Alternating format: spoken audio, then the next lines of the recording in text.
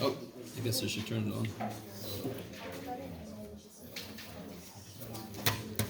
So guys, somebody already sort of did this for me, but can you remind me the process I used to get the curl of a vector field?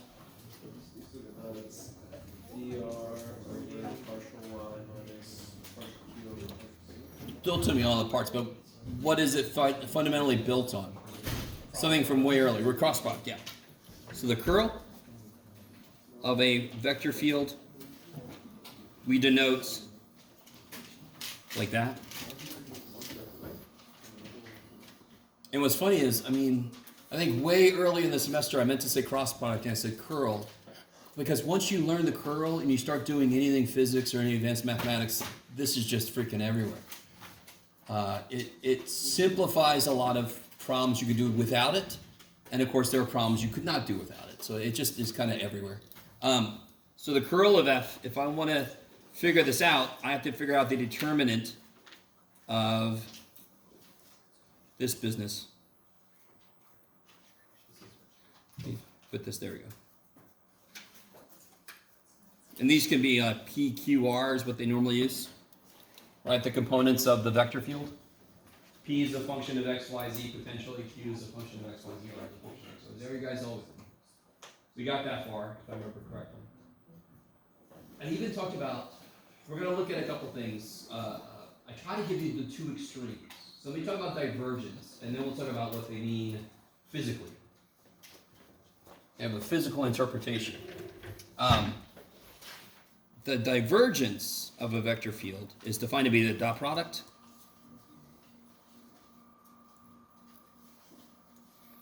so this comes out to be, and just here's what F is, yes? F is P I plus Q J plus R K in both of these situations. That's how it's going to be given to us. It only makes sense. It's a vector field, so it's got to be defined vectorially, so it's going to be built off of those. Any of those could be zero. So the divergence is just going to be d rho, dp, dx plus dq, dy plus dr, dz. Yes, sir. What is that first d? What is after the first d? D, is that d cross f? No. These should be total, by the way. This is my bad. Huh? No, not total. They should be partial. Which one? This one? Yeah, it kind of looks like an infinity sign, almost. Within between the d and Here? No. yeah, what's that? This? D something. It's the letter D. Divergence. Yeah. D-I-V. Oh, okay. Oh, I see. The I and the V got together and went infinite? Yeah. Okay. Super Saiyan infinite. That's crazy. All right. Sorry. That was their final form. I have no idea why that's coming out of me. So they're very basic. So we've seen the gradient before, and we created its own little vector. And it's the first time I think you've ever seen a vector that's actually an operator. So I wrote this down before. This is implicit in these definitions, but this thing by itself is just this. Get out of there. Plus sign. All right, Jeff, come on.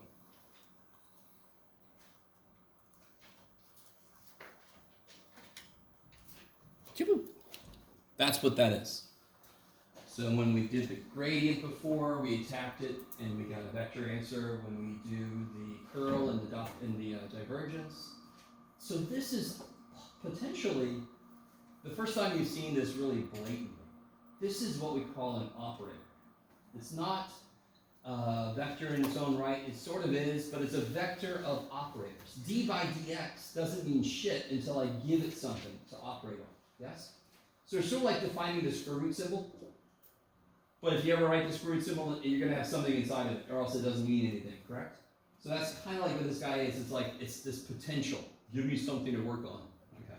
So that's kind of like what an operator is. So, what do these mean physically? I'm going to start with the divergence, because I might be, well, plus because I have it kind of set up. So, which one's this one? Oh, okay. Can you guys see that all right? Oh, can I blow this up? Dudular. I am your computer now. Okay. So if I look at any point, this is such a cool idea. This has to do with what the divergence does is that at a point, it will collect, it's an accumulator. So what I mean by that is this. If I look at any point in this field, let me say right here, this point right there, yes? Ooh, I even have, ooh, I do. I forgot what I was just pointing at, but I'm going to pretend like it was out. Oh, I thought I was going to see it back there. That's it. I'm like, I just drew it. Where is it? All right. So can anyone tell me the arrows coming in versus the arrows going out? Which one is longer? Going out. So here's the idea. It's kind of like a water basin, and I'm filling it, but the leak is bigger. You guys see what I'm saying? So over time, the level's going to go down. Or you can think about it like a balloon with a leak, and I'm trying to blow into it, but there's a leak, and the leak is beating me. You guys kind of with me? I really want this to make nothing but sense. If I look at the divergence as a measure of how much of the field is accumulating in that spot, well, there's less going in than there is coming out. You guys kind of with me? You can even consider that to be an originator of the sum of the field, because it seems like if more is coming out than going in, it's kind of creating some of this field in it. Maybe? So divergence means, is there more going in than coming out, or more coming out than going in? So in this case, the divergence would be positive because there's more going out. So let me come back to this other possibility. So what I did with this other one is I kind of scaled it so that it was actually reverse. Oh, look at that. Sorry. Is that the same one, Jeff? No. Good. So if you kind of look further, this one's not real. Don't look at him. It didn't really plot that correctly, but we'll be all right. So let's look at this point instead. Now what's going on? As in terms of coming in and going out. Is there more coming in than going out, or the other way around? More going in. So if it was a balloon, would it be inflating or deflating? Inflating. I like it. What are we doing? So divergence measures the amount that's being accumulated. So I think a minute ago I might have said that backwards. This would be positive because it's actually inflating a balloon. The other one, the leak was winning. So isn't there more going into that point than is going out? So if there's a leak in the balloon, it's not enough. And as I blow, my balloon is getting bigger. In the other field, it would be the other way. Okay. That's what divergence measures, yes? Okay, so if the balloon is getting bigger, it's positive. Yes, it's accumulating in the air. Okay. What if we had, let me see if I can change this on the fly. Yes. Oh, Jeff, what you gonna make? Not that. There we go. Now, if I look here, in terms of divergence, how much is coming in? Come on, is any coming in? Or is it moving parallel to me there? So is any of the vector field coming into that point? No. Is anything leaving that point radially away from the origin? No. So therefore, this is nothing but a rotation vector field. Yes? The curl here would not be 0. So here's the idea. If you put a little paddle wheel, let me see if I can even, there's no way I'm going to draw this correctly, so I'm just going to do this. So it's fixed right there, and these are paddles, and so they can move. Isn't this current stronger than that current? Won't it rotate? Curl is a measure of how much, at that point, the vector field makes something rotate. Divergence is a measure of how much, at that point, is either being accumulated or being lost. Yes? If it's diagonal, would the divergence be 0? Is it like a normal to the point? Do it again, do it again. From where do we actually measure divergence? Which position? So for rotation, it's easy. It's in terms of around the point. Yes. For divergence, I've already killed the other dude, but let me pull up the first guy. Okay, there we go. It actually is. Let me take away my paddle wheel. This is simpler. Of course, a general vector field is going to have both. But it's, if I consider the only thing coming into that point is actually coming straight at it, yes? With another field, I could have stuff coming at it slightly tangentially or slightly at an angle. So with a general vector field, at a point, it could have a non-zero curl and a non-zero divergence. So think about the balloon, just the balloon. The curl is a measure of how much the vector field makes it spin in that spot. And the divergence is a measure of is it inflating or deflating or not. So most vector fields, if you just made up a vector field out of nowhere, it's going to have some spin and some divergence. So my balloon would spin and move. Yes, or spin, and let me say not move because they're fixed at a point. It would spin and either grow or shrink. Some vector fields, and these are the ones I want to start with, have one is 0 and the other one is not 0. Because it's a very extreme example. So let's do this. What was the other thing before I give this to you? Oh, okay. I think I talked about this before, but here's something kind of nifty. If the curl of f is 0, have we talked about this yet?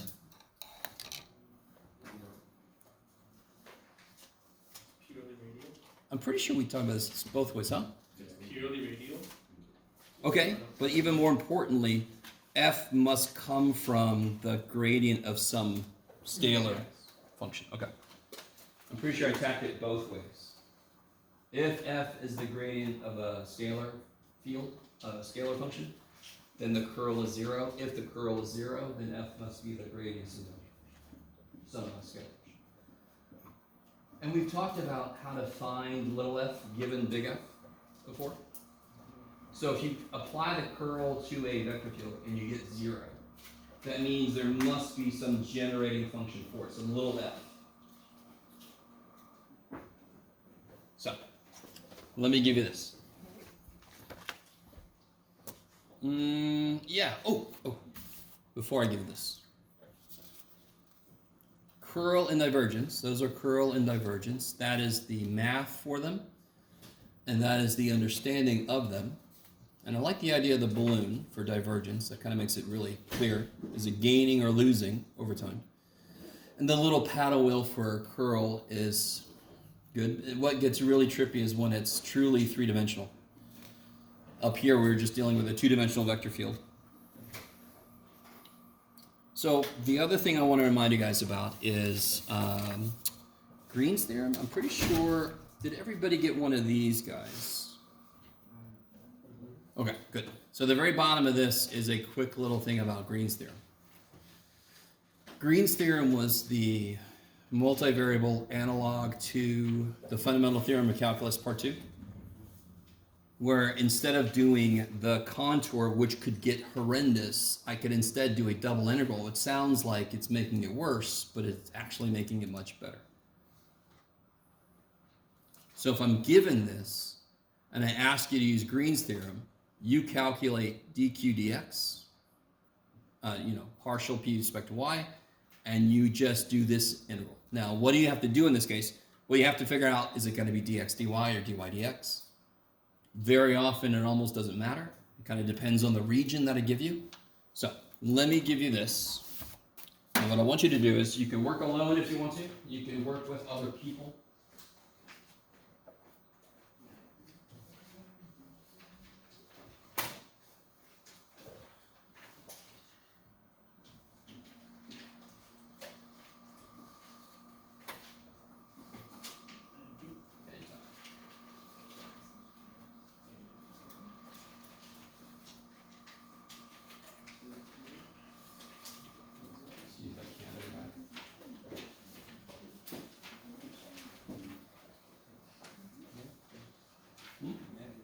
Oh. You're too good.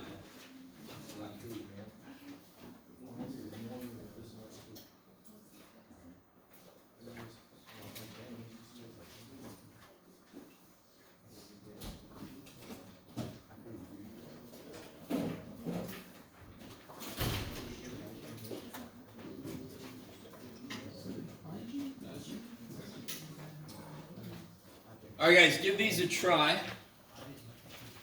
can start with number 2 if you want to. First one's a Green's theorem one. So I highly recommend you draw this out. And again, last time we talked about if you have. So I'm trying to catch up to you guys. So what's the partial of P with respect to Y?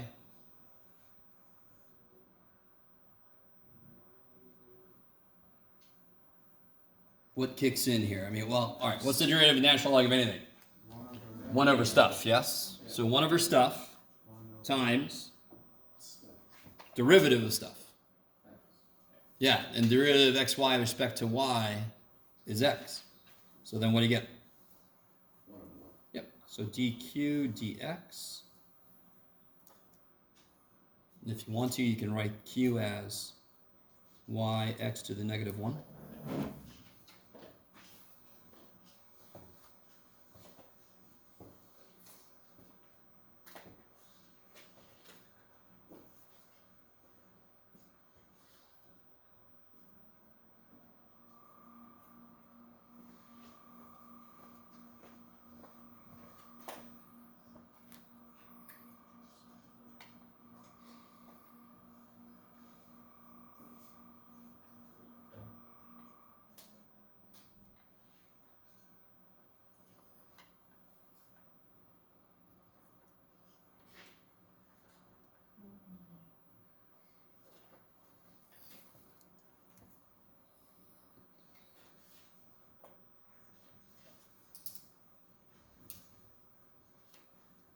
So what's dq dx?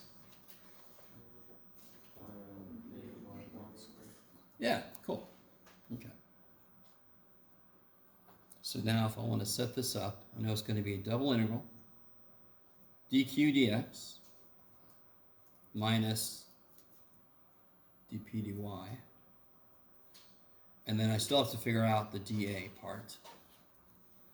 Very often it's going to be either like a triangle. We did in a triangle example before. We got a rectangle here. And again, in terms of line integrals, in terms of integrals along the curve, this would so desperately suck. You have 4 different curves in this one thing. So if I can instead just kind of like integrate the inside, that's much better. Integrals are all about scanning regions. So that's why the double integral actually ends up being easier. So now it's totally your choice, because this is too nice to believe. Which way do you want dA to go?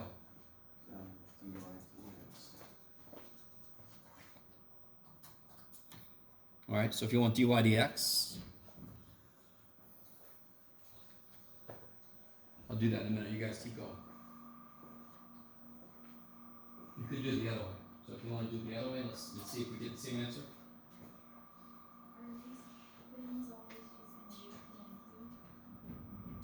Yeah, when it's given to us like that, we call the dx part, we just call whatever the function is p. And the other one called q. If there was a dz, that would be r. Believe it or not.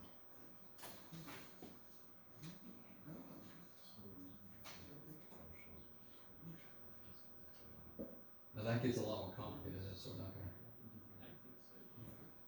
to go there quite now.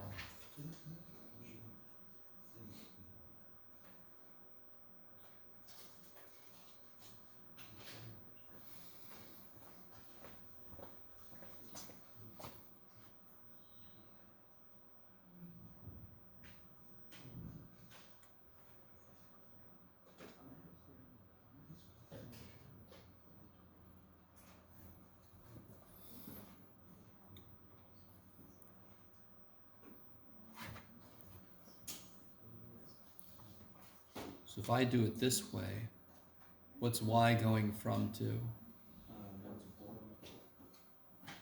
And now I got to be careful about my. Not really, because what's x going from to? 1 to 2. 1 to 2, yeah. So it doesn't even matter. The triangle one was a little more interesting because the minute you get your diagonalization going, with diagonal going on, you have to get a formula for the line. But if you can't get a formula for T2 points, that's a problem. And then inside I still have the same stuff. So the choice of what to do here in this problem has a little more to do with which variable you want to kind of work with first in terms of integrating, because it's a rectangular region we're working in. So it doesn't really change the limits. If we're going to integrate with respect to y first, I get 1 to 2. What's the integral of this with respect to y?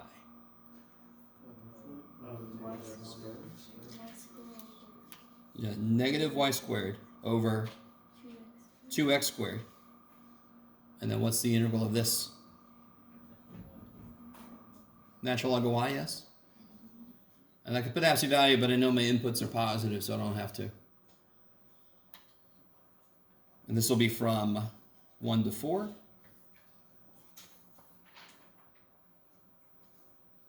So then I get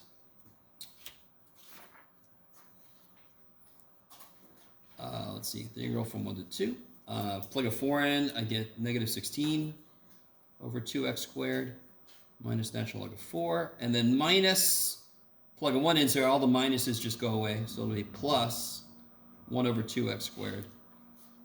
And then natural log of 1 is 0. Cool.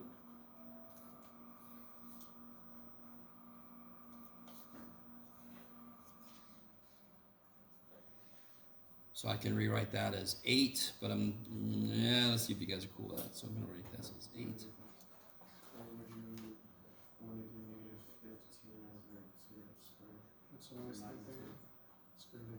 Oh, yeah, I see. I didn't even look over here. So these are like terms, so we can make that negative 15 over 2x squared. I like it. And you got this little constant sitting there.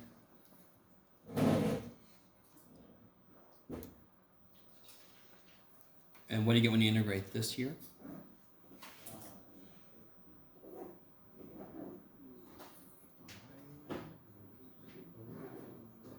And if you need to, this is just negative 15 halves x to the negative 2. So when you integrate that, it becomes, 1/3 x to the negative 3. So the 3 goes into 15, blah, blah, blah. Yes? No, It goes to negative 1. Oh, yeah, negative 1. I'm thinking about the root. So it'll be 15x to the negative 1 over 2. Cool. And of course, this just picks up an x. Get out of there. Oh, you've already integrated. Get out of there. 1 to 2.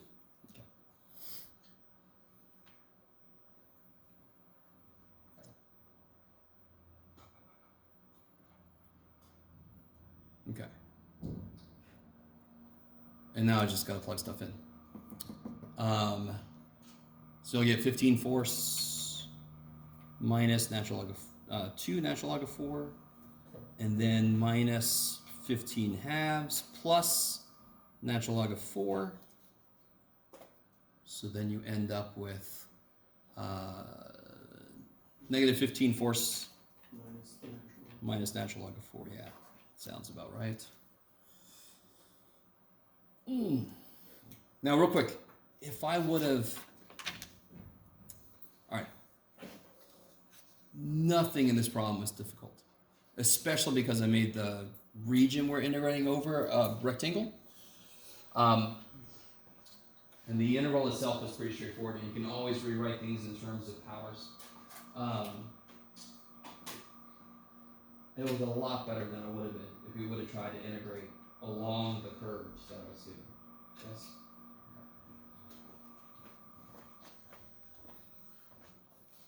So, a lot of the Green's theorems problems just require you to draw the region, and the regions normally won't be too bad. I think there might be a couple circular regions if I remember, but I can't remember But if they are just triangles or rectangles, that's beautiful, right? If they're rectangles, that's insane. And we know this from when we started doing double integration. Rectangular regions are awesome because you can just flip those as you want to. Okay. So what about number 2? Has anybody tried that yet?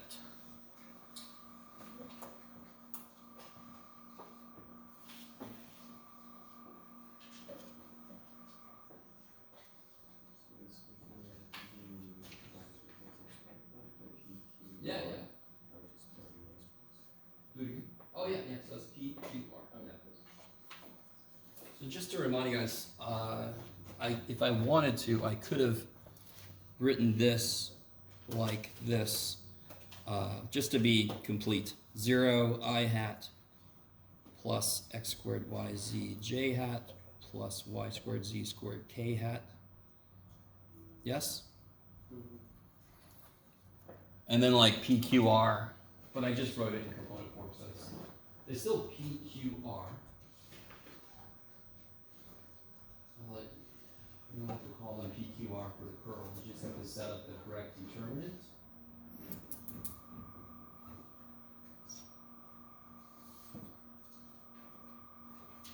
Yes? So we're doing matrix IJK, the partials of x, y, z, and then the values that we're Yes. Cool.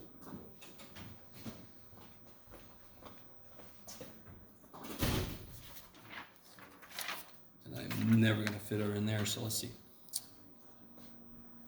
So when I do this, I definitely give myself a lot of room to work with. What sucks when you're doing cross products, if you don't give yourself enough room, things kind of blend together as you're trying to do that shortcut. If you want to memorize the whole thing, you can. I don't know why you want to, but you're certainly welcome to. Making it into a cross product is actually just organizing the mathematics for yourself. So then I got my 0.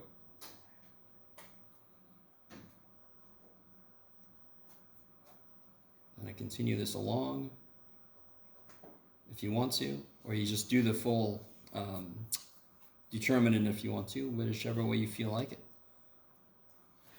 This continuation is just part of the shortcut.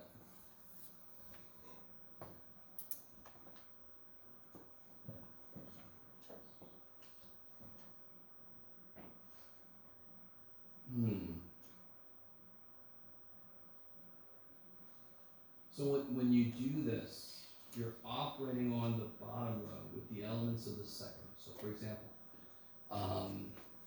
to get my first element, I would do this here, yes? Yes? So I'm going to do d by dy this times I hat. Let me put little hats on these guys. Yeehaw. Okay. Yes? This matrix, is this like a formula for us? We need to memorize this? Because it changes from... Yeah, this is the same formula we did when we first did cross product. And the curl is a literal cross product, but it's between something that we're not used to. The curl is a cross product involving that semi-new delta operator. When we did the gradient, I didn't introduce it as an operator. I just introduced it as a symbol that represents the derivatives in all the directions. But now we're kind of looking at it as its own thing. It's an operator. Operators are kind of like multi-component little functions that need inputs to make full sense. So if I just write d by dx and I'm like, simplify that, your response should be, well, simplify what? So it needs something in it. So hey, what do I get for this? squared z squared. Derivative with respect to y of this. 2yz squared. Yeah, 2yz squared I hat, yes? Well, minus. Yeah. So what I normally do is I collect, kind of like what Zach's saying, I collect all my I stuff together. So I do this one, and then I do this one. Yes? Shouldn't we, where does the 2 come Oh, never mind, it's the derivative. Yep. And then this guy, this is the other I hat part, yes? So what's d by dz this? X minus x squared. Yeah, cool.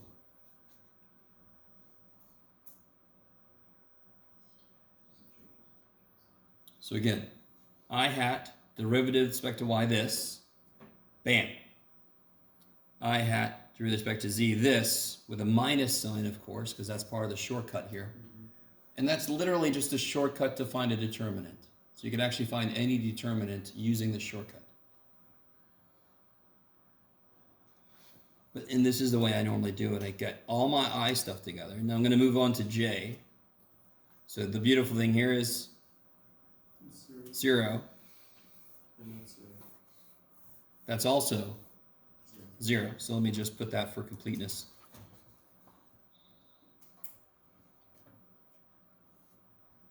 And then, so both ways to look at J, I get no J component. That all goes to, does it? Wait a minute. Yeah. Okay. 0 here. Oh, and then, I'm with you. Okay. I was looking at, I don't know why I'm looking up there. You also need your glasses.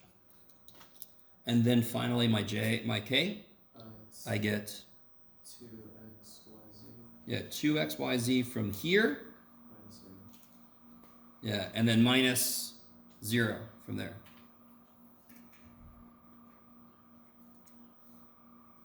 Okay, so if I calculate that at a point, at that point it could come out to be 0.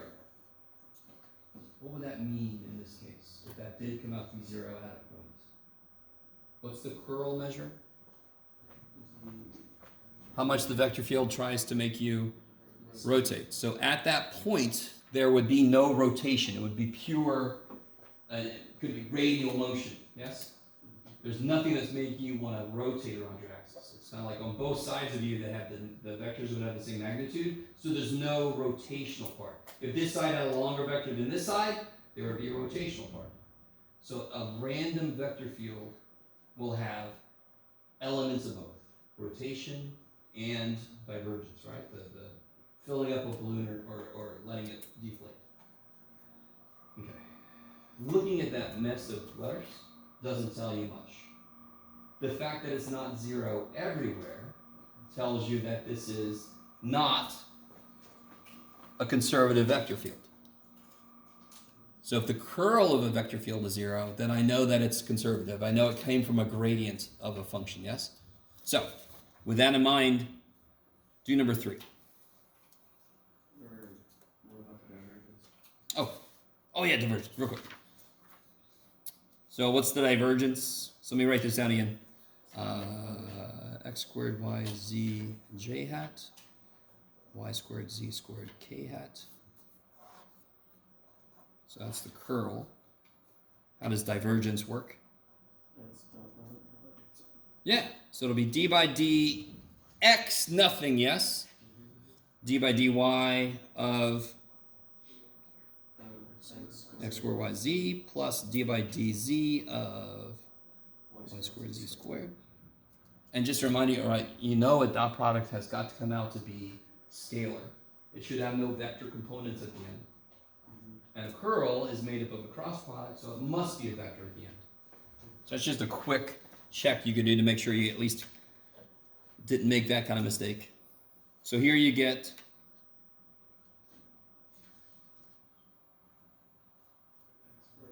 x squared z, and here you get 2y squared z. Kick ass.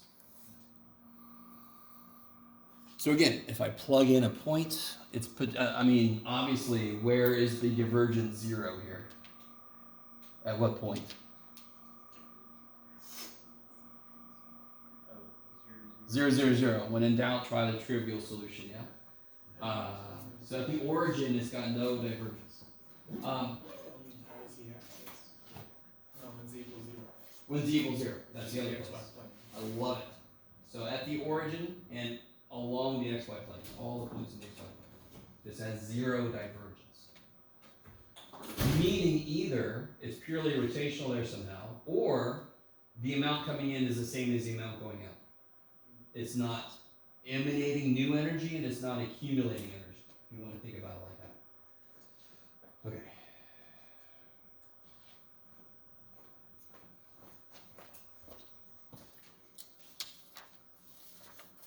There's, real quick, if I look at this field, before we go on to number 3, I want to talk about this for a minute.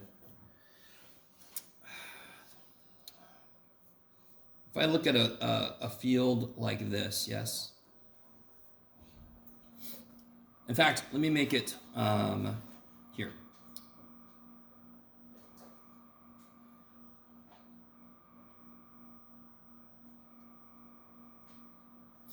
So they're all the same size. The divergence at every point in that vector field, what would it be? So all those vectors I tell you are the same size and they're all pointing away from the origin. What's the divergence at every point then? 0. Because it's the same amount going in as going out. So it doesn't accumulate anything, it doesn't create anything. Yes? Here's the tricky thing.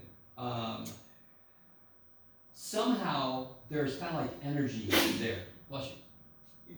At every point that it goes through and it doesn't lose any of itself and it doesn't gain anything. That's why the divergence at every point is 0.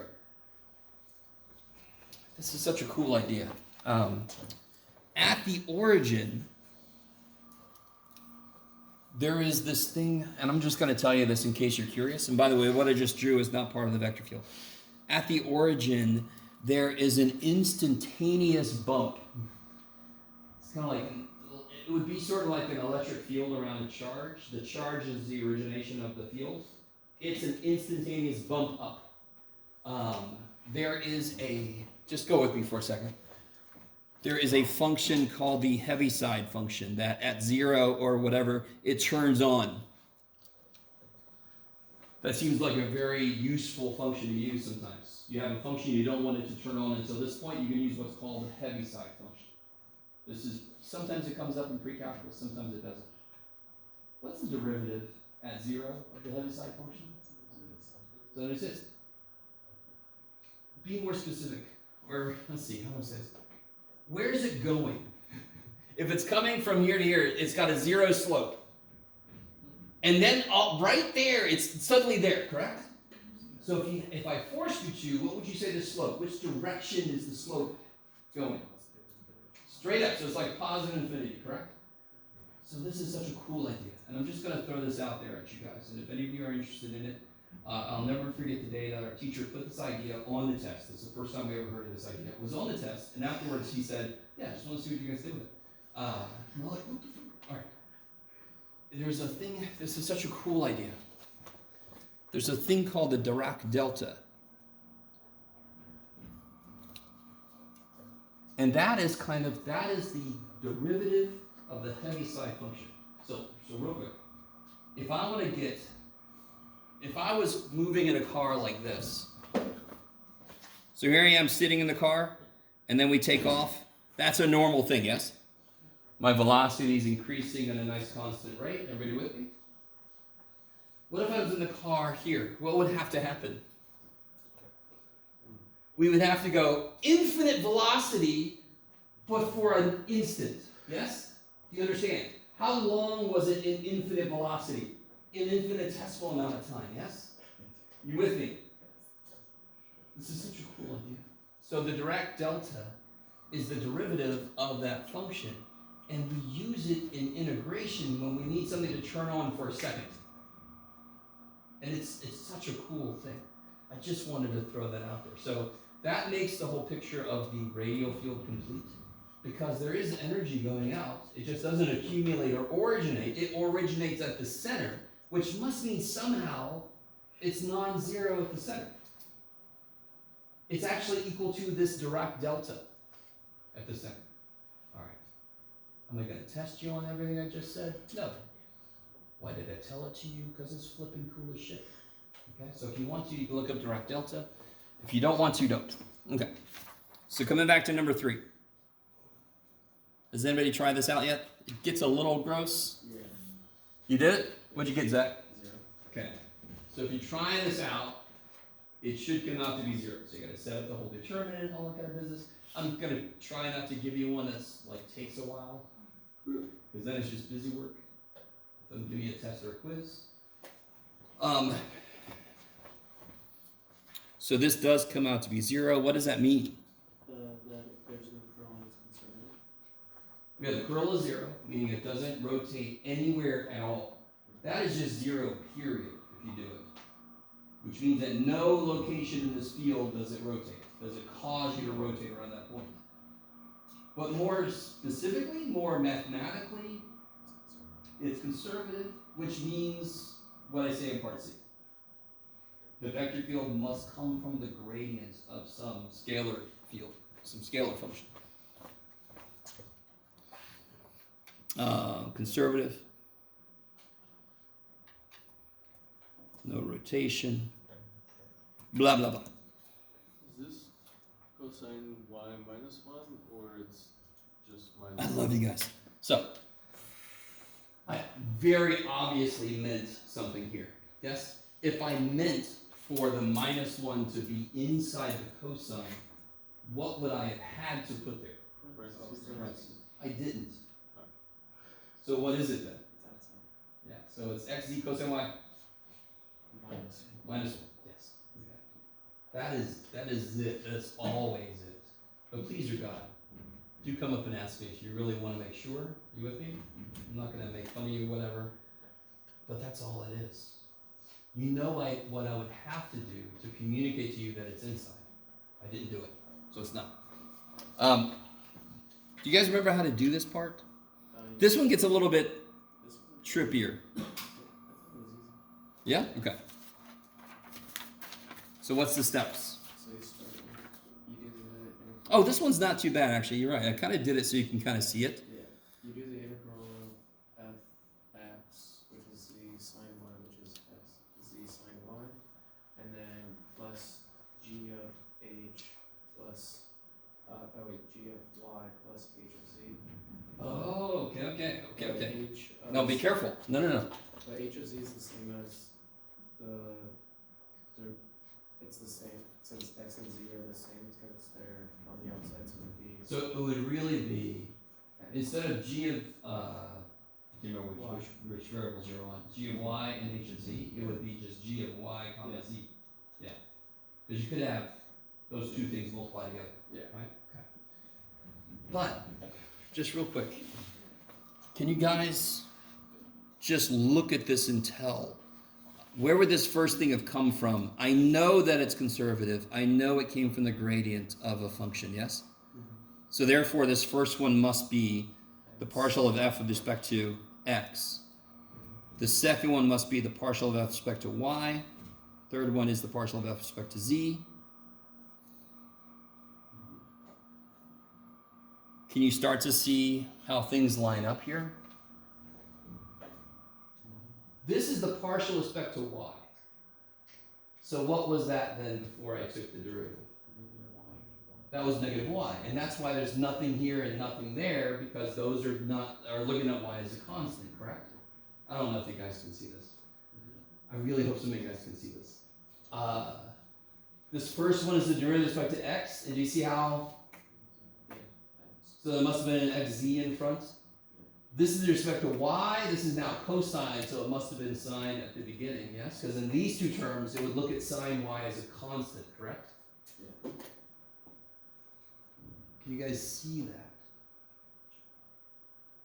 Because that kind of outlined the steps you have to go through if you want to do it fully, yes?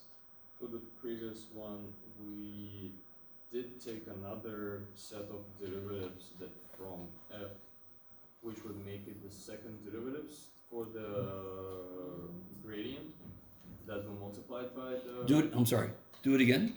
So for number 2, we multiplied the gradient by the f, which essentially we took another derivative of All right, you mean this one? of the function. This f. here? Yes. Okay. If this had been conservative, there would have been a little f that I would have taken the derivative of to create these, yes? That would have been delta. That would have been delta f. That would have been the gradient of little f. You with me? That would have been, okay. What we found out, since the curl wasn't 0, Yeah. that's not true. So if is it conservative? For number 2, Yes. was the curl 0? No. Nope. So it's not So conservative. it's not conservative, but the f, the big F was given to us. Is this already the derived version from the small f? Okay. Is this already the? No, stop. If the vector field is conservative, it must have come from the gradient of a scalar function, f, little f. That's not conservative. Those didn't come from the gradient of little f. Okay. They just exist, right? So if I start with little f and I do its gradient, I have effectively constructed a vector field. So do we say number 3 is conservative then? We totally did, because what was the curl? 0. If you do all the work, you get 0 for the curl. But for the gradient, do we need to take the gradient of this big F? No. That's my concern. Oh. If we know from the curl that the vector field, and that's the big F, right? The big F is the vector field. If we know from the curl that it is conservative, if the curl is 0, it's conservative, then big F came from the del operating on little f, the gradient of little f. I don't take a gradient of the big ass f, because that wouldn't make any sense.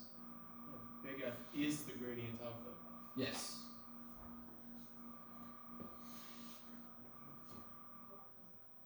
So,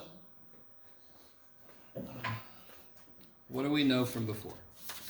Can somebody tell me real quick what the del operator is?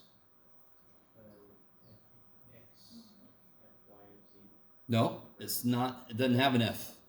Just partial with respect to X, partial with respect to Y, and partial with respect to Z. Yeah. Now, when I apply that to an F, this is exactly what I mean by an operator. The del operator doesn't have anything in its spot. It's got a spot open. It's like me writing a square root symbol and not putting anything in it. It's like somebody not hitting that last note and you're like, come on, hit the note. So if I just draw a square root symbol, you're like, put something in the damn thing. I don't know what it is. So that's the del operator by itself. It's kind of like on the edge. You're like, put something in the damn thing. When I do the gradient of f, I have a tendency to point at whatever monitor I'm looking at. I'm sorry, I made people look at me. Now it's more complete, yes? You with me? Do you all agree with me that this is a vector? This whole thing? What are the components? P, Q, R. We just constructed a vector field. So if you take the gradient of any little f dude, you are constructing a conservative vector field. Could it have a use somewhere? I don't know, but mathematically, that's what you just did. What this problem is saying, there's a vector field that exists, gravitational field, whatever. And we're like, is it conservative? Because if we know it's conservative, that makes a lot of our work easier. Yes? That's what we talked about before with what happens to any, Your yeah. path ends being 0. Yeah, it's a closed loop being 0, and any 2 points, it doesn't matter what path I pick. So what do? I pick the easiest damn path, because they all end up the same. So if it's a conservative vector field, a line integral does not care what path you take. It's kind of the equivalent of me giving you one of those limit questions, and you have to check all the paths. What if I told you that it was path independent? You're like, kick ass. That would make that so much easier, yes? That's effectively what being a conservative vector field does. All my work is so much easier. Okay, maybe. And that's why that's a huge part of what we look at is when I have a vector field from observation, I'm like, well, is it conservative? If it's conservative, kick ass. If it's only conservative in certain situations, let's try to get to that situation. We can do some more shit. Yes? So, no, let's not go there. It's too early for that. Okay, is that better? I forgot what exactly got me down this path. Okay. One more thing, the gradient. How do we get the gradient of example, for number 2. For number 2? So again, Because we were multiplying Again, some gradient by number 2 does not have a gradient involved because it wasn't a conservative vector field. Look, we were solving it. To Number find 3? To find the divergence, we multiplied this triangle. Ah, what is this? Gradient. No, Oh, okay. that is the del operator. Oh. If I multiply it by a function, that's the gradient. If I do this, what's this? That's the divergence of a vector field, and what's this? You can tell me before I even wrote it. That's the curl, yeah. So this by itself, where did I write that just now? There it is. That's what the del operator is by itself. When I multiply it by f, it fills bam, bam, bam. Okay. And to be honest, what I just said isn't right. This is kind of like, what if I have a square root symbol sitting here? Do I multiply it by 9 to get the square root of 9? No, I operate on 9 with it. So when I write this, it's empty. When I write this, I'm shoving this in. Kind of like shoving a 9 into a square root. Okay. I like it. You would, Jeff. It's almost like a function. Yeah, an operator is like a next level function. Yes. So it's like f of what? Del of what? Yes. Because the input for that is a function. So it's kind of like the next level function. Yeah. Good, yeah. Okay. All right. Time is my enemy. Let's see. Did we finish this one? Let me see. Yeah. Okay, let's say we did. Okay. And down here is the updated homework for 16.6. So let's talk about 16.6. What's the C's answer? Say again? What's the answer of the C? Question 3? Yeah, that's what I was asking. I don't know if we had written it down. So, you ready? So watch this. I want this to make sense. This is derivative with respect to x, correct? So I must have x, z sine y in there, yes? Yeah. This is derivative with respect to y. And do you see how that matches so far? What's the derivative of this with respect to y? What's the derivative of this with respect to y? Is it cosine? xz cosine y. Isn't that there? Yeah. But how did I get a minus 1? What must be here? Minus y. Now, what's fz? What's the derivative with respect to z of this? Derivative with respect to z. X sine y. Isn't that what they are? So I'm trying to show you guys there's a bit of a shortcut you can take when you're trying to find the gradient function. You can't just look at each piece. I know I took the derivative of x to get there, so I just throw an x back on, and then you kind of go step by step. Or you can do the whole process, like Zach was saying earlier. Okay. If you don't see what I'm saying, you have to do this. Fx. What's fx from this? Yeah, I've circled it. Z sine y. So then what's f then? Xz sine y plus a function of, what does this look at as constants? What does this guy look at as constants? So this must be a function of y and z, yes? Yes? Okay. I know that fy is what? Xz cosine y minus 1. And if I do fy to this, what do I get? I get xz cosine y, yes, plus partial of g with respect to y, yes?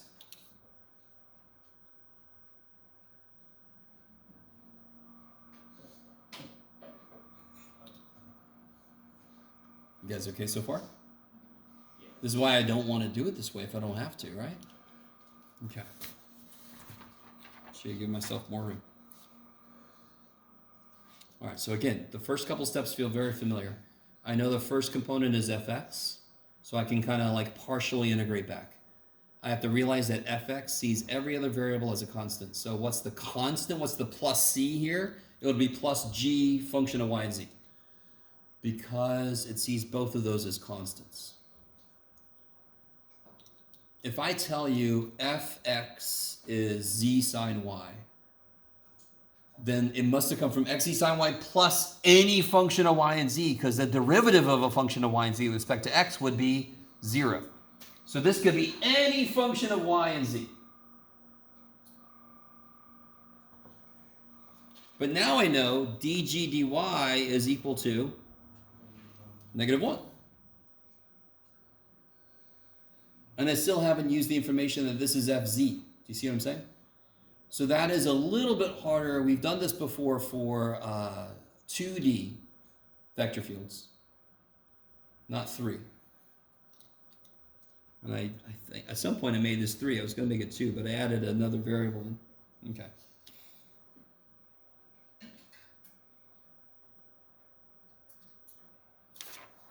Is that okay? So I mean, the answer just comes out to be, because right here you can see that g has got to be -y. So you get xz sine y minus y. Xz sine y minus y.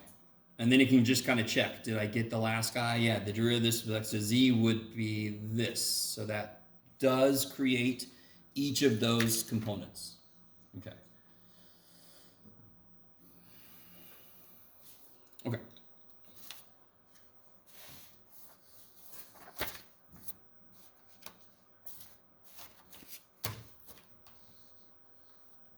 So 16.6.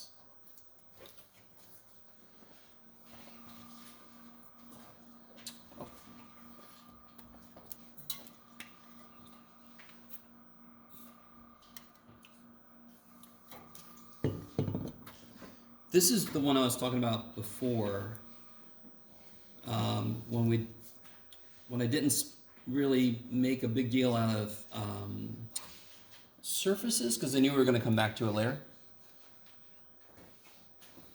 I was trying to say parametric surfaces, but my R wants to be an F.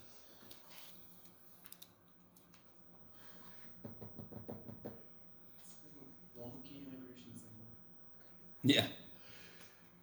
So remember when we did this,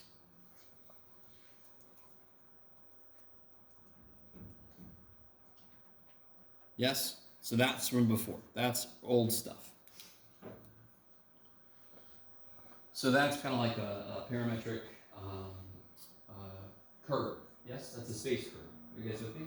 Why is it a curve instead of a surface?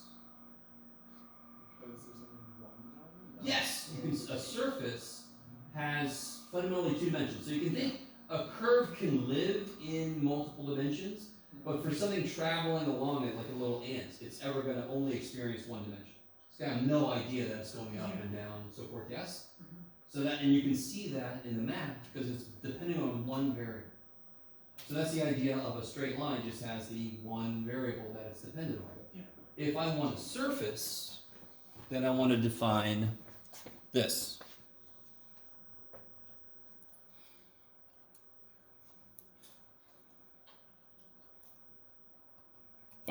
Yes, is that all right? Let me just write it all out.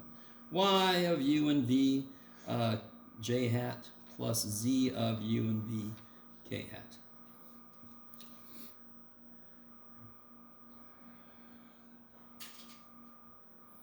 So we're just gonna barely get in here, but let me show you a picture from the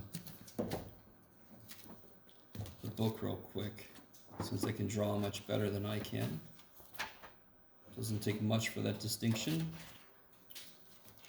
Here. Which surface do I want to start with? Here we go. We'll start here. So what's really trippy here is this doesn't really exist. And I should have brought my little Etch-a-Sketch because I can't remember if I've done that with you guys. But whenever you have parametric whatever, the t doesn't show up on the graph, yes? the T is what controls. So when I do my Etch-a-Sketch, when I teach parametric equations, I am the T, and I'm controlling the X and the Y. You guys know with me? Yeah. What that ends up doing is it gives you a lot more control over where things are going to go. You don't have to do the vertical horizontal line test. You don't have to do any of that shit. You can just make them go wherever the hell you want to. So by taking a surface and writing it or creating it in terms of parameters, I have a lot more control over what that surface is doing at any point. I've got these two kind of, and this is trippy. This doesn't exist, but this is kind of like, obviously they're trying to show an axis of the two parameters, u and v. So I have an input point in my UV plane, and then I have an output on the surface. So it's not as easy as the XY plane has an output, because the XY plane actually exists. It's there, I can see it. UV is in the background. And it doesn't even have to be orthogonal to each other. Okay. So this is the book's kind of attempt to represent it somehow. Has anyone played many video games? Do you know, have you ever played video games from like the 80s compared to now? Huh? Pac-Man, sure. When we were like fascinated, I remember when Pong came out. Like, oh my God. My friend called me, Jeff, come over. Oh, look at the control you got. And now people are like, the water is not rippling correctly. So, there's a very interesting idea, and I'm actually going to get into it in my linear algebra class later. These parametric surfaces actually relate to these polygonal mesh. So when you have video games, they represent a surface by very, very tiny, most of the time it's little triangles. Yeah. So if you overlay a bunch of very small triangles, you can get a nice, especially like far away from this camera, you can get a nice smooth surface.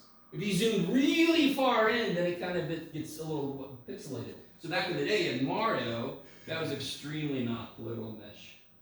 That was just, it's very abstract. Yes? Yes. So this idea of parametric surfaces allows for applications like better mappings of video game objects. So, how far can I make it? Not very far.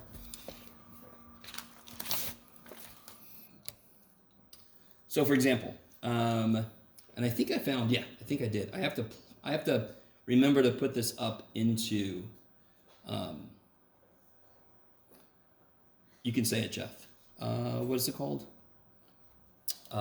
Canvas. But there is you're not going to believe it. There's a Desmos application where you can plot parametric surfaces. There we go. Okay. So if I look at this, the next kind of level of parametric surfaces is, what if I hold U constant, for example? If I hold U constant, if I make U 0 or U whatever, yes? What is the only direction this thing can move? In the Y. So if I hold U constant, this is just motion in the Y direction, yes? If I hold U constant, I'm going to move in the Y direction. Now, what if I hold V constant? What plane am I kind of like hovering over if I hold V constant? XZ plane, yes? And what shape am I tracing out for some given V's? That's the distance along the y-axis. What am I tracing out? What is 2 cosine U plus 2 sine U? What shape does it make? Circle. So I'm going to be moving along the y-axis, but tracing out circles as I move. Yes? Yes. So let me see if I can find this real quick. Am I logged in? Yes, I am. That's right, because I was doing this weird shit earlier. Okay. So I think if I just say, I hate that I have to Google to get to Google, so don't give me shit. Okay. What was it? Desmos parametric surface. There. It might be this one. Let's see if we get lucky. Ooh, yeah, that's the one. Okay. So, help me out, guys. What did I put down? Anybody write down what I put down? Or are you guys all like, whoa, wait. All right, go ahead. 2 cosine u. And then was v. And then was 2 sine u, yes? Nice and easy. Look at all this weird shit they got going. And then it was, let's make this go from 0 to 2 pi. And then I can make this go from -3 to 3. And sure enough, it is a cylinder. So real quick, for a given value of u, I am somewhere on this circle. I just stop there, yes? If I let u change, I'm moving around the circle. But for a given value of u, I'm at a specific point, and then I'm just going along here. So at every single value of u, don't I have just a line that's parallel to the y-axis? Because that would respond to y motion. If I hold my y-axis position constant, then I'm just going to kind of like do a cross section, that circle that I get, yes? So what's really trippy is in this problem, the u-axis is kind of like the circle, and the v-axis is parallel to the y-axis. This is what I meant by when they show you the UV plane, that does not exist. It all depends on what your shape looks like. So when we select, and again, the book can do a much better job than I can in terms of graphing. When I hold u and v constant, I'm kind of like inherently making this grid curve. This and this. So if I hold this constant, I can move this along. If I hold this variable constant, I can move this side to side. Yes? Either way, I'm going to trace out this surface. Okay, maybe.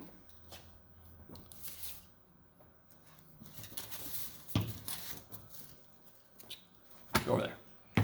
So that, when I hold those constant,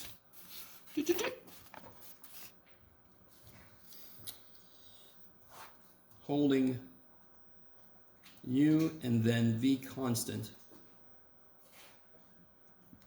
we establish grid curves.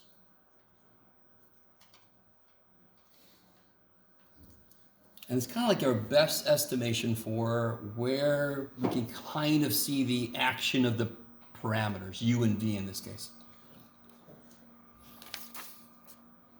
Oh yeah, I get a little note right there. Polygonal mesh in video games. Okay, I'm not going to try to push a lot more at you, I don't think, but I do want to say a couple more things. I have one example highlighted here. I do need you back. What's the last word? Grid. Curves. Yes. So here's a really nifty curve. And what's really exceptionally nifty is, let's see if you can see this. We've seen this before, but in a lot less dimensionality. Okay. So here is the space curve. You guys all see it? It lives on this cylinder. This is a long time ago. This is section 13.1, like eons ago. So the cylinder's here just for context. That curve, the red line, is what this traces out. Is everybody with me? Now, if I go forward to this, do you guys see how this is this space curve blown out? And that is the consequence of having one extra parameter to control things with. So now I can have this tubing that kind of like snakes around things. I don't have just one dimension. I have two to play with. Yes? Okay, maybe. I know you're all like, what the hell are the problems going to look like, Jeff? I understand. We're not going to make it there today. I'm sorry. I do want to show you, here's the last thing I'll talk about. Blah, blah, blah, blah, blah. Oh, that's right. Jeff. Again, I have to reference this because they... Oh, that's right. Okay. So here's kind of the underpinning of this whole thing. if I have a plane passing through a point P naught, okay, so let's see. Plane passing through P naught. Blah, blah, blah, blah, blah. Where'd you go, Jeff? There we are. With position vector R naught. Okay, so that sounds like old stuff we've done before. Containing, now this guy, I'm sorry, this plane containing two non-parallel vectors. What do you want to call them, Jeff? A and B sounds good to me.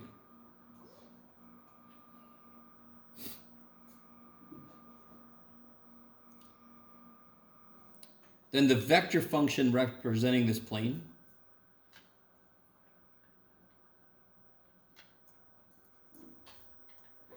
will be this. And this is kind of nifty, because if I just stop here, does that look at all familiar to anybody? I'm not done yet, but what was that? Does that look at all familiar to anybody? If I made this V instead, and I made this T, R naught plus TV, what is that the equation of? R naught plus TV. R naught is a point, V is a direction vector, sort of like a y-intercept and a slope. So that would be the vector equation of a line. Yes? R equals R naught, that's a point, plus TV, that's a slope times my direction. Yes? Or a multiple of my direction. So if I want to make this a plane, I just have to add in one more direction to move in. So there's my U and my V, my parameters that I can work with. So if I just have a plane, which in that case I probably wouldn't bust these out. But you understand, if I have a complicated surface, can't I find a tangent plane at a point? And then I can fall back on this notation for it, and I could utilize that to kind of like get the surface area of that, for example. So the reason we want to kind of establish what the plane equation looks like in terms of my two parameters is, number one, it's just the frickin' line equation with another direction of motion. So of course it makes a plane. So instead of just moving along this line, I move along both of these lines. So I can map out this plane. Okay. And then secondly, when we start to analyze the surface, I can get the little tangent planes. You remember those little tangent planes? And I actually tried to graph them for you before. As you move, the little tangent plane would move. Yes, you remember that? Okay. Then I could utilize that to try to get the surface area of that surface. Yes? So parameterizing very often leads to much easier mathematics.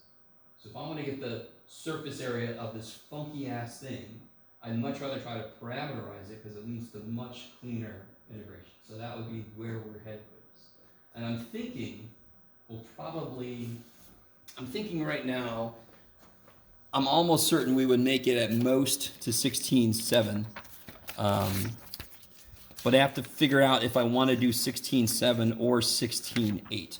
So I'm going to have to figure that out. I think we're going to do one more section after this, after 16.6. We just barely got here, by the way, guys.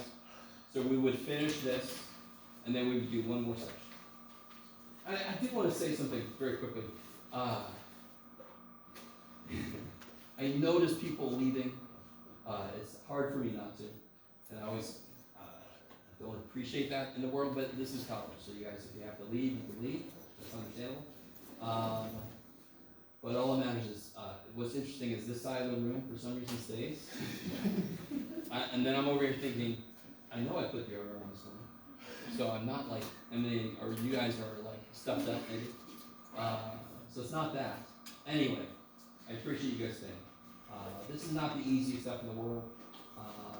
We're going to do, this is 16.6. We'll finish this. We'll do one more section. It's either going to be 16.7 or 16.8.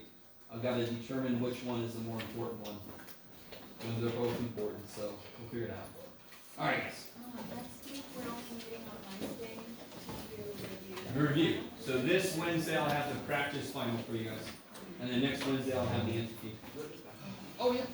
If you don't need it, yeah. Okay. I don't hear how like this became zero. Use this or this? Oh, we used, where was the other example? Oh, it was another page. Yeah, we did this kind of thing here. So if this came out means use code. Like so. Oh, yeah. Curl means this. Okay. Divergence that means del dot. Yeah. Wait, what's the difference? So dot product, Okay. dot product is divergence, and cross product is curl. Okay. So that's a good way to make Okay. it. Yeah. Thank you.